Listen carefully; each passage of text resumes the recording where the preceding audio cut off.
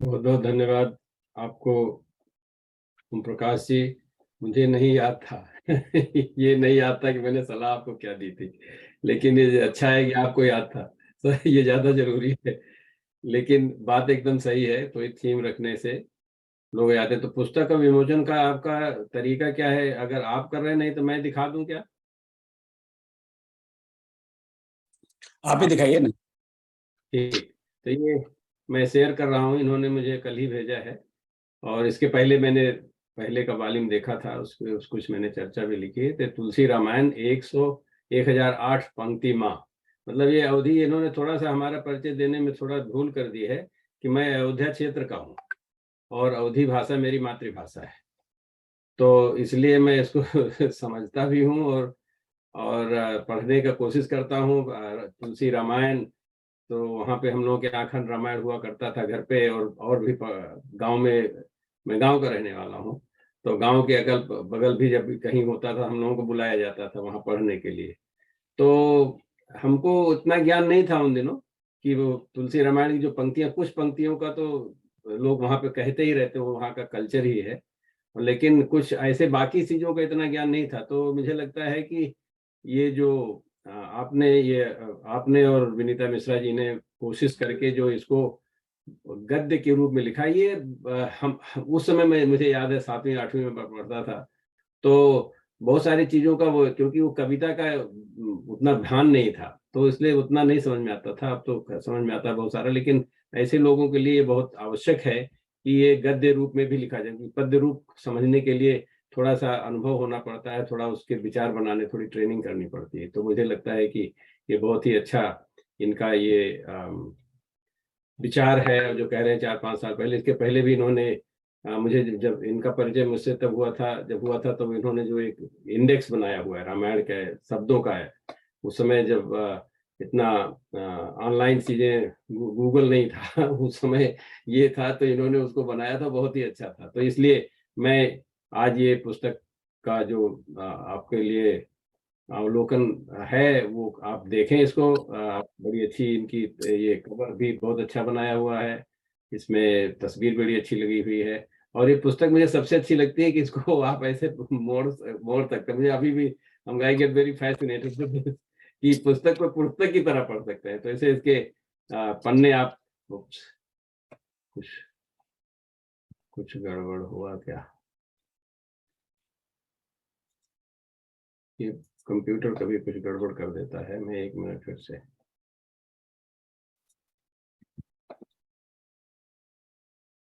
आपको पुस्तक दिखाई पड़ रही ना?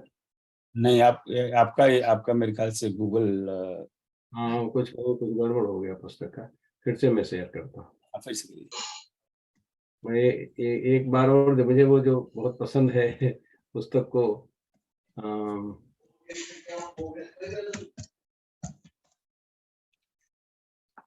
पुस्तक को जो पढ़ने पलटने में बड़ा अच्छा लगता है, तो मैं एक बार फिर से देखता हूँ।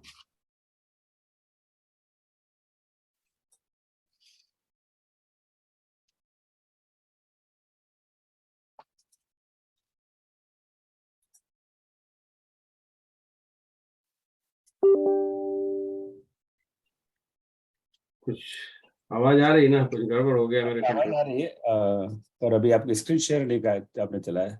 हाँ, वो कुछ हम करें इधर से, डॉक्टर साहब कहे तो। आप कह रहे थे कि मेरे बहुत में बहुत बधाई ओम भाई,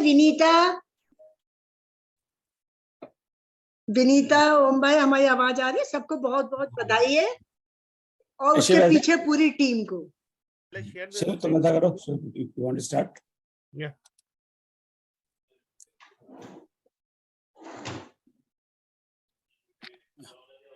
हाँ जी, सिंह आप शेयर कर रहे हैं ना? जी हाँ। जी, मैंने शेयर किया। जी, उसका मुझे शेयर दिखाई, अच्छा आप करिए। हाँ हाँ हाँ। तो ये आप उसके पन्ने पलटने वाली जो आप ही कर दें, बहुत ही अच्छी विधा है। एकदम लगता है कि हम उसको देख के पढ़ रहे हैं, उसमें प्रस्तावना वगैरह है। तो ये बहुत ही अच्छा है। तो एनीवे, आप सारे लोगों को शायद उपलब्ध हो ही जाएगी, ओम प्रकाश जी इसको उपलब्ध करवा देंगे।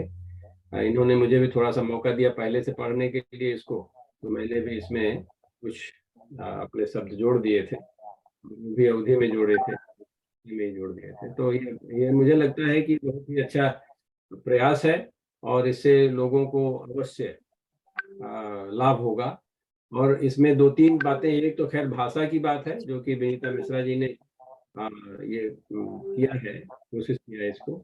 और लेकिन इसमें जो उससे भी बड़ी बात है कि किसी चीज को सार निकालना। पहली बात तो तुलसी बाबा ने कहा था कि आगम और निगम सारे ज्ञानों को एक तरह से सार निकाल के इसमें रामायण भगवान श्री राम के चरित्र को व्याख्यायित करते समय सब उन्होंने ही किया था।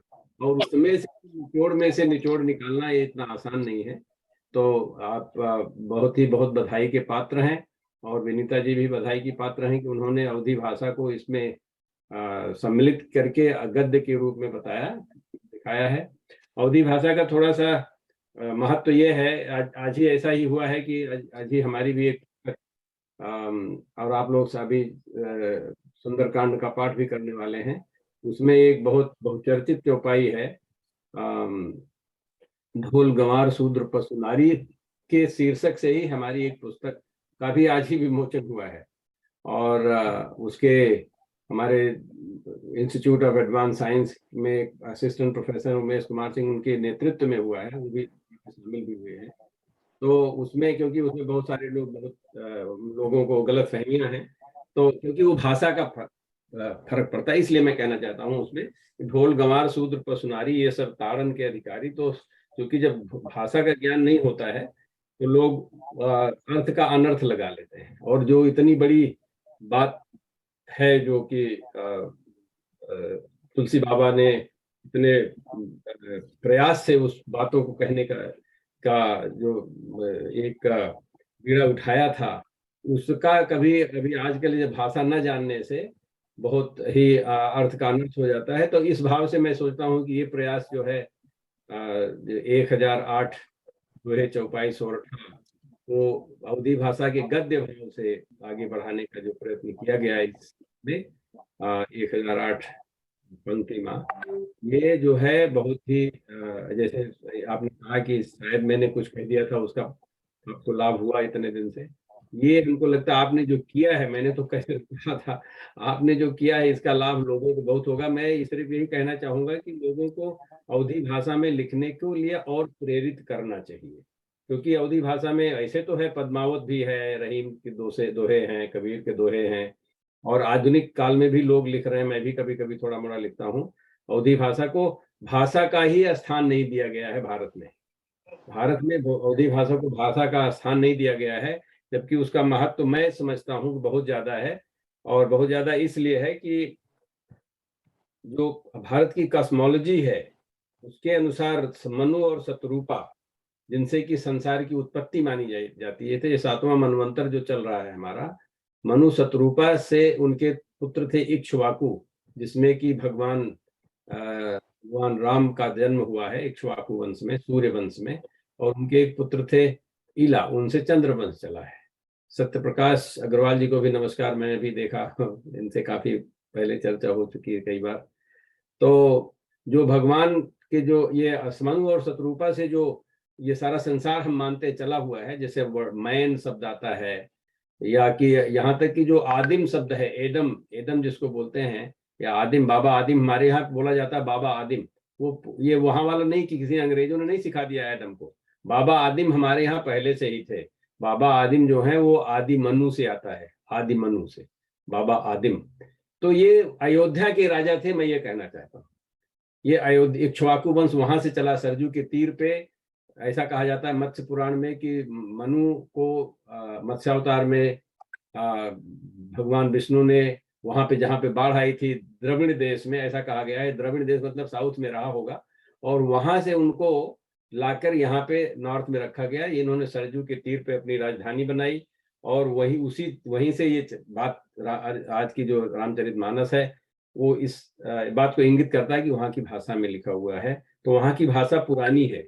अभी ये कुछ लोग हमारे मित्र इसमें उमेश कुमार सिंह भी हैं, वो भी शायद ना हमसे एग्री करें, संस्कृत के हैं, लेकिन फिर भी मैं मानता हूँ पूरी तरह से कि अवधी भाषा जो है वो प्राकृत भाषा है।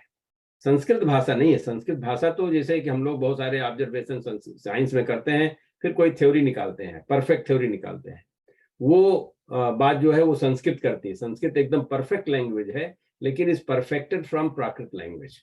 तो उसमें प्राकृत लैंग्वेज भाषाओं में हमारे कॉस्मोलॉजी के हिसाब से अवधि भाषा ही रही होगी, क्योंकि ये हो सकता है आज की अवधि नहीं रही, जैसे आज की संस्कृत, अंग्रेजी भी, अंग्रेजी नहीं सिर्फ संस्कृत है जो 2500 साल से अभी वैसे ही बनी है, क्योंकि उसमें ऐसा इस तरह से सूत्र बना दिए गए हैं, परफेक्ट लैंग्वेज है, इसीलिए उसको परफेक्ट लैंग्वेज माना जाता है। लेकिन अंग्रेजी जो 200 साल कोई पहले बोल रहा था, आज को दूसरा बोलता है, तो अवधि भाषा कोई जरूरी नहीं एग्जैक्टली वही हो, लेकिन एक दो चीजें हैं कि अवधि भाषा सारी और भाषाओं की जननी हो सकती है, और सारे लोगों की सभ्यता का जननी भारत अयोध्या की नगरी है। इसका उदाहरण आपको भाषा से ही मिल जाता है। एक शब्द है नियराई, है ना, एक नियराई है, पता नहीं कौन क्या कहते हैं, पंचवटी नियराई, ऐसे एक कोई चौपाई भी, वो संस्कृत में नियराई को, नियराई मतलब नजदीक को समीप बोलते हैं, लेकिन अंग्रेजी में नियर बोलते हैं।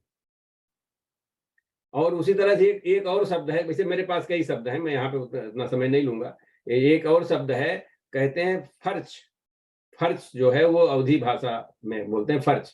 फर्च का मतलब फ्रेश होता है, फ्रेश, कोई चीज जूठा ना हो, असल में फ्रेश से भी अच्छा होता है वो। उसमें कोई, जैसे आजकल कोरोना काल में हाथ वाथ नहीं लगना चाहिए वहां पे, एकदम बिल्कुल पूरी तरह से सैनिटाइज्ड जिसको कहते हैं, वो फर्च कहते हैं। जो जो घर की माताएं होती हैं, जो देव पूजन करती हैं, वो किसी का छुआ भी नहीं खाएंगी, ऐसा वो फर्ज कहते हैं, और उससे आजकल फ्रेश शब्द है। इसी तरह से कई बहुत सारे शब्द हैं।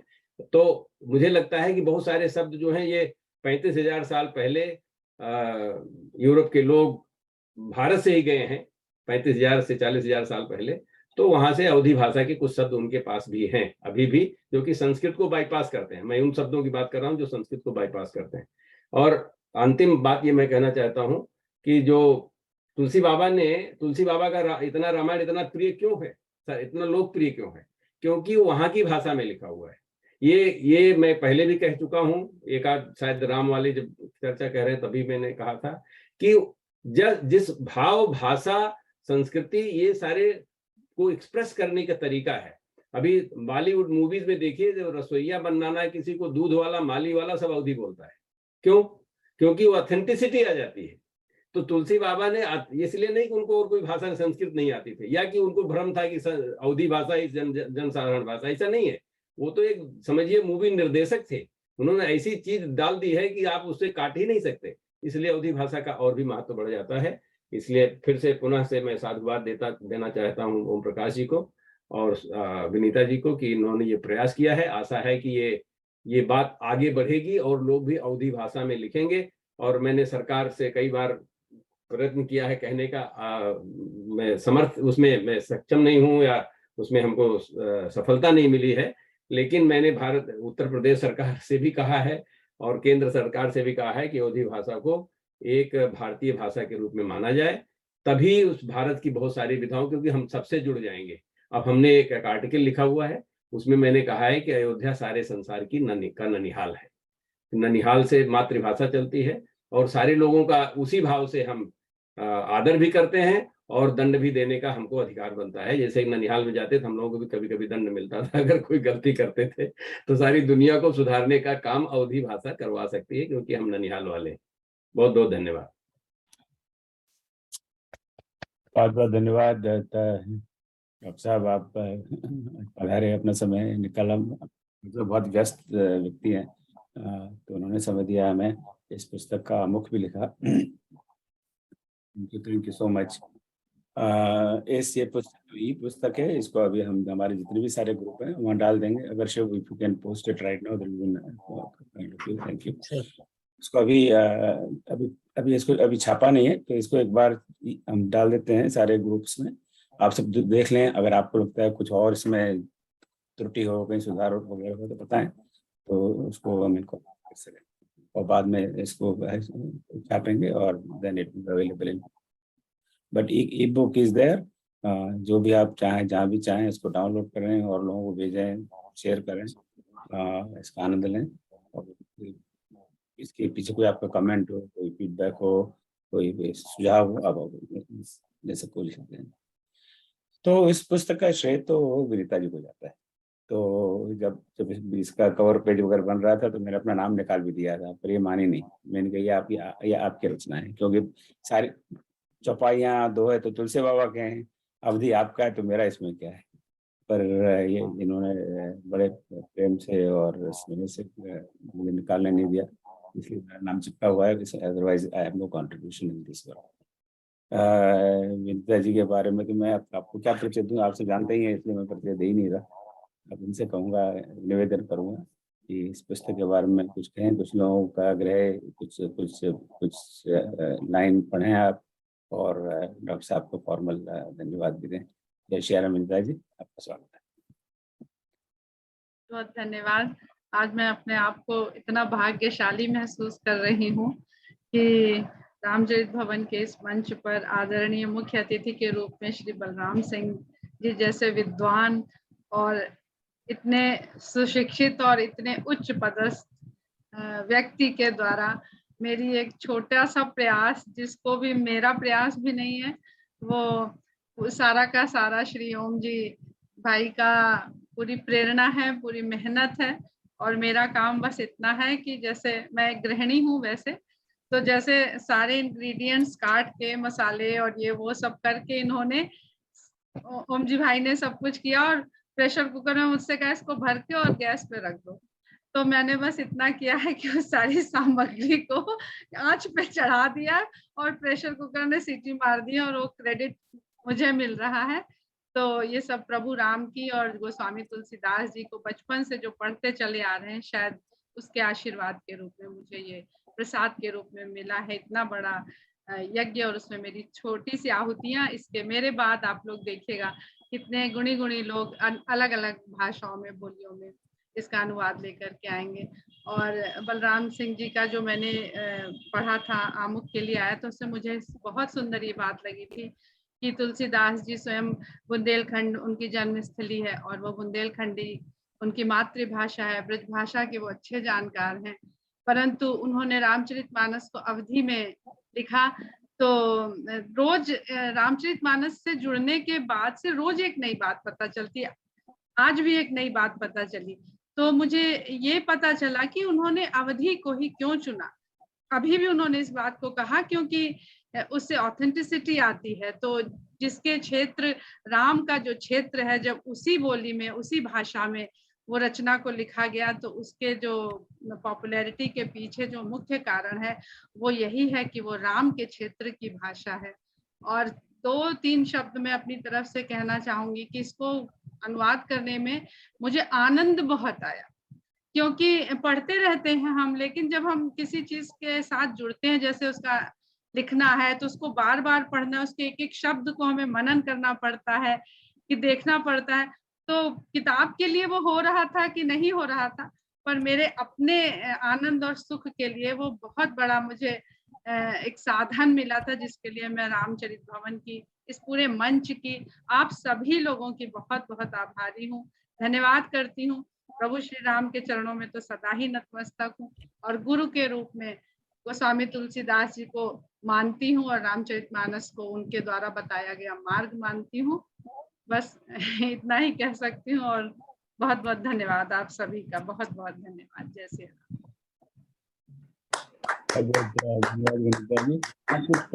लाइन सुनाई है ना, हमारे समझ में तो आया आपने क्या लिखा है। जी, तो बालकांड का ही 2-4 चौपाइयां का जो अनुवाद है वो मैं पढ़ दूं। वैसे चुना तो मैंने था जो इसमें कविता लिखी है ओम जी ने, अगर उनकी इजाजत हो तो मैं वो कविता का जो अवधिकरण किया है, अब उसको पता नहीं बनाया है कि बिगाड़ा है मैंने। तो तुलसी जयंती है तो तुलसी जी की स्तुति बनती है, वो तुलसी जी को ही समर्पित है, तो वो पढ़ के फिर 2 चौपाइयों का अनुवाद पढ़ देती हूँ। तुलसी मानस महिमा, उन्होंने क्या लिखा हमें नहीं पता, मैंने उसका क्या किया है वो आप लोग सुनिए कि ह्वात न तुलसी अगर न राम का हम जाने, ह्वात न तुलसी अगर न राम का हम जाने, सम्मुख ठाड़े रहत प्रभु तबहु न पहचाने, वेदन का मथि मथि के मानस मणि जग का देहि, वेदन का मथि मथि के मानस मणि जग का दीन, तुलसी कृपा ते प्रभु मिले अर्धांगिनी जिनकी सिया। 8000 पंक्तिन ते सार रचिन मानस का, धन्य मानी स्वयं का, जो जचय कछु आपका, जो जचय कुछ आपका। जो बना यह नीक तो सब आपका प्रसाद है, जो बना यह नीक तो सब आपका प्रसाद है। हर कमी त्रुटि के बरे मनुमा सहज विषाद है। ओम चरणन माँ परा प्रभु भक्ति आपन दई दियो, तुलसी मार्ग पर चली कृपा मुँह पर कई दियो। डॉक्टर साहब बलराम जी से मैं ये कहना चाहती हूँ कि मेरी अवधि बैसवारी अवधि है। मैं बैसवारा क्षेत्र से बिलोंग करती हूँ, तो थोड़ा सा उसमें बैसवारी टच या बैसवारी टोन आपको सुनाई दे रहा होगा, आप समझ सकते हैं उस चीज को। तो यहाँ से प्रारंभ हुई है ये संक्षिप्त रामायण की। जो सुमिरत सिद्धि होय गणनायक करिबर बदन, करहु अनुग्रह सोई बुद्धि राशि शुभ गुण सदन। तो इस प्रकार इसका अनुवाद है गद्य में कि जिनका सुमिरन करे ते सब तरह के कार्य सफल हो जात हैं, और उई सब गणन माँ सबते बड़े हैं। जिनके मुँह हाथी के अस विशाल है, जिनके लगे सबते ज्यादा बुद्धि है, और सब तना के गुणन का धारे वाले गणेश भगवान हमरे ऊपर दया करें। मूक होई बाचाल पंगु चढ़ई गिरिबर गहन, जासु कृपा सु दयालु द्रवउ सकल कलिमल दहन। जिनकी कृपा हो जाए तो गूंगो बोले लागत है, लंगड़े तक बड़े बड़े पर्वत चढ़ी सकत है, और तो और कलयुग के सब तरह के पाप जरी जाते हैं। ऐस दयालु भगवान हमरे ऊपर दया करें। धन्यवाद।